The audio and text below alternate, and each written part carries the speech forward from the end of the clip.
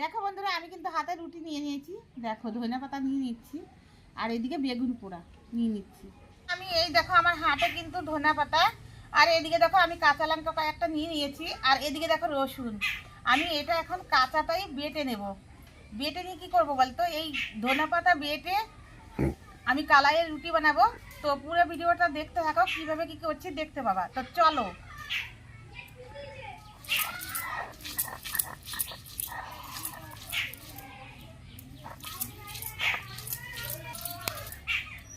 দেখো বন্ধুরা, ধনে পাতা কিন্তু আমি সুন্দর করে বেটে নিয়েছি। আমি এখন তুলে নেব।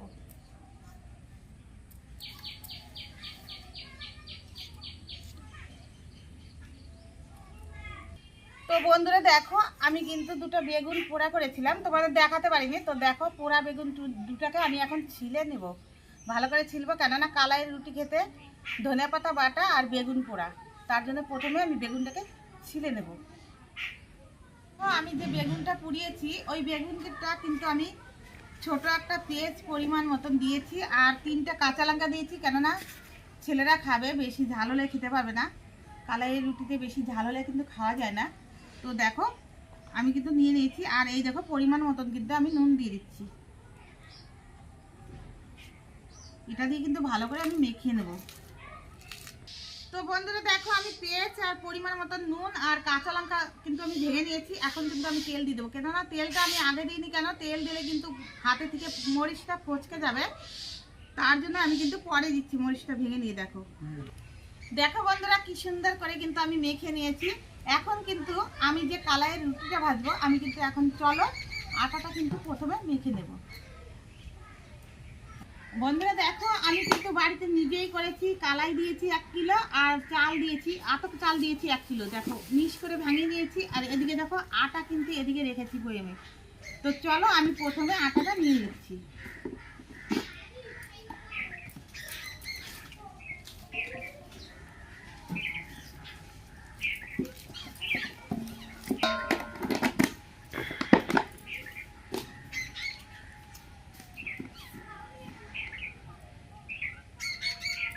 আটা নিয়ে নিলাম, কিন্তু আটা, আতপ চাল আর কালাই, কিন্তু এই 3টে জিনিস যদি মিক্স করে তোমরা বাড়িতে করো কিন্তু খেতে কিন্তু মচমচা হবে। তো দেখো আমি তো এখনো করিনি, খাওয়ার কথা বলে দিলাম।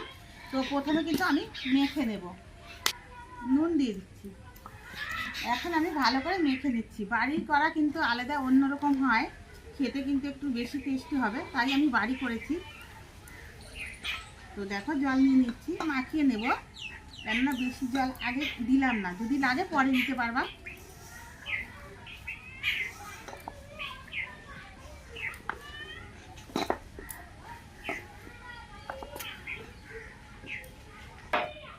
বন্ধুরা দেখো, সুন্দর করে কিন্তু আমি মাখিয়ে নিয়েছি। ফ্যানটা কিন্তু ধরে গেছে, আমি কিন্তু কড়াইটা বসিয়ে দেবো।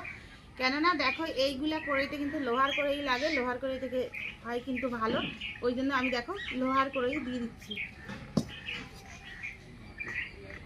বন্ধুরা দেখো, আমি কিন্তু এই দেখো আটা কিন্তু পরিমাণ মতো নিয়ে নিয়েছি আটা। এখন কিন্তু এটা কিন্তু হাত দিয়েই করতে হয়।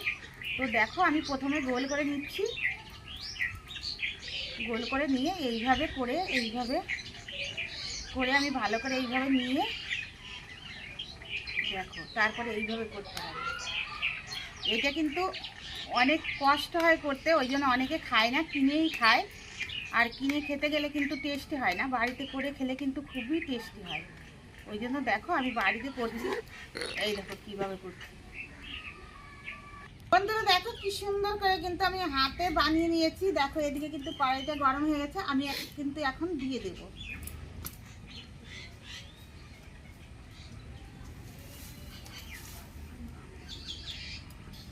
এই দেখো বন্ধুরা হয়ে গেছে, কিন্তু দেখো কি সুন্দর হয়েছে। আবার একটা দেখো হাতে করে নিয়েছি, একটা হতে হতে আর একটা করে নিয়েছি।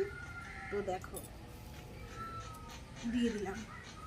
বন্ধুরা দেখো, আমি কিন্তু কালাইয়ের রুটি ভেজেছি। তো বেগুন দেখো বাটিতে নিয়ে নিয়েছি, বেগুন পোড়া, আর এটা দেখো ধনেপাতা বাটা।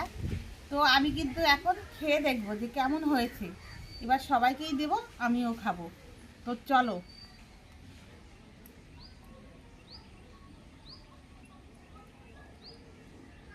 দারুণ হয়েছে খেতে, খুবই সুন্দর হয়েছে। তো তোমরা যদি বাড়িতে আমার মতন এইভাবে করে যদি খাও, খুবই কিন্তু দারুণ হবে খেতে, আর বড় থেকে ছোট কিন্তু সবাই খাবে। তো আমার মতন খেয়ে কিন্তু তোমরা অবশ্যই বলবে যে কেমন হয়েছে খেতে।